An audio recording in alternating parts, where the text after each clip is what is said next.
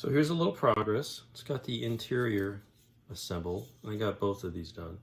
All I did was put a little gray primer, little Tamiya spray can gray primer on the inside, because all you're going to see is through this one window on that side. This right-hand side is going to be where the tunnel to the lab will be, and so it's all going to be covered. You won't see anything. So that's going to be, I'm not even going to paint anything because you're not going to see it. Got the adapter sections cleaned up, glued together. Then we get onto the fussier parts. I got the landing gear doors glued on, and some of these kits are kind of undershot. This one was almost overshot. The other one, show for comparison. A little different kind of material. This is kind of a shiny metallic gray. This one here is sort of a dull, lighter gray, kind of a flat gray. But you can see these are a little larger than these. These kind of fit a little shallow. Hard to see. Move the light over a little bit better. And so what I tend to do, because you can almost see through the gaps, and I often will put maybe a little putty on the inside of those seams just to secure it and to close up any paint gaps. I might even put a little like white glue, thinned white glue in here just to fill those canyons, the gaps in these parts. So that's not too bad. That's a pretty easy fix. Now we get to the trickier fixes. Got to fix the eyebrows on the hatch, and I just take some strip styrene, kind of fit it to the curve of the undershot window eyebrow, and have a second layer on the inside to kind of strengthen it, and then that'll be adequate for that. If you can see through, the hinge line is a completely clean spot. There's a gap all the way down. So what I usually do is I'll run a strip of styrene on the inside on both gaps, just to close that up and make it simpler to look at. Then the fun part is the RCS section. I've got this one puttied where there's sort of a shallow depression, patched up on these notches, little putty on this seam. I actually put a strip of styrene over that gap to kind of blend it, make it round instead of a big step. And some of these I've actually got little bits of styrene strip in there. So we'll get this all cleaned up, sand it down, and replace the shingle washers with styrene strip like I've done here. And that's going to be the next step. So it's coming, but this is all very fussy, and every little Gemini you have to do this to. So we've been fixing things up, and I've got the fuselage panel glued on.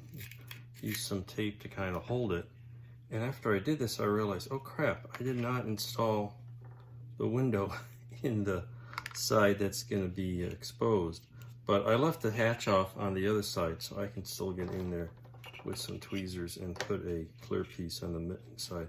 There's sometimes I will take I've made a little graphic for a window frame that is often visible on the actual flight vehicles. But since this model is not going to represent a real flight vehicle, I'm really going light and easy on the detailing. But meanwhile, this particular one fit together fairly well without too many issues. Let's take some more tape off. I know I had one instance of one of these Geminis where this seam here between the hatches was warped, and it didn't make a good clean joint. But this one isn't too bad. The biggest problem here is the fit of the landing gear doors. Otherwise, these things can get, the three sections here of the capsule can occasionally get a little out of whack and make it tough to get a good clean joint at these seams. But the tape and a clamp or two, I wrestled this into submission without too much trouble. So what I'm gonna have to do next is smooth this out on the eyebrow, a little putty, and install a window. And the window is maskable, and you can even mask a little bit around it, because then just touch it up with some paint by hand. With this flat black paint, that's not that big a deal. So that's where this one is. I have not proceeded on the second version yet, so I'll put the window in first. Meanwhile, I made more progress on the RCS section. Here's the one I've been working on. You can see I've got several of the replacement shingle washers on there. Here's another row. Here, see, it's just a styrene strip, and I'll trim the edges, and I'll take a razor saw and make the little slices to simulate those.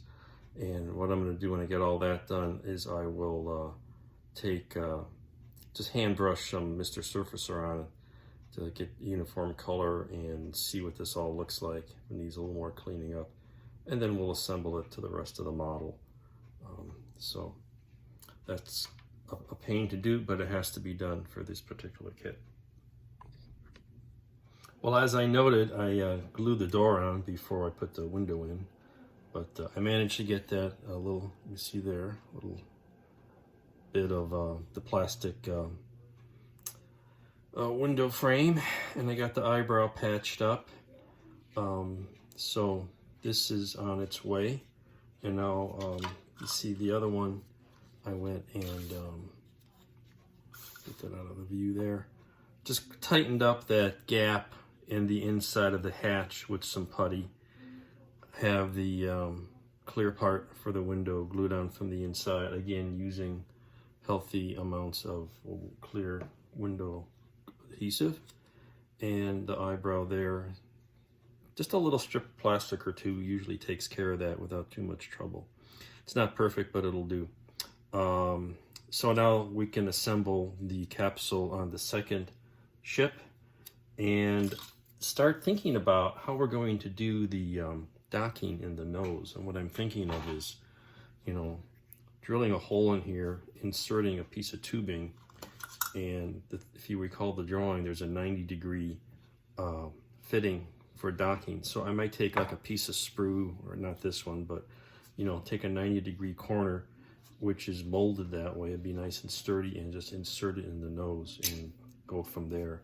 The attachment of the capsule to the lab would be just make some structure here and glue it right on. So I don't think I need any internal bracing, which is another reason I left the door open.